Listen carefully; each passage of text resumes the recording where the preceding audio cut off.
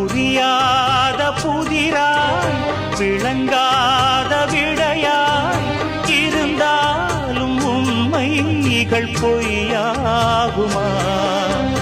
என்னை கண்டு அச்சம் கொள்ள தேவையில்லையே, வேலி மீது குற்றம் சொன்ன தோட்டமில்லையே.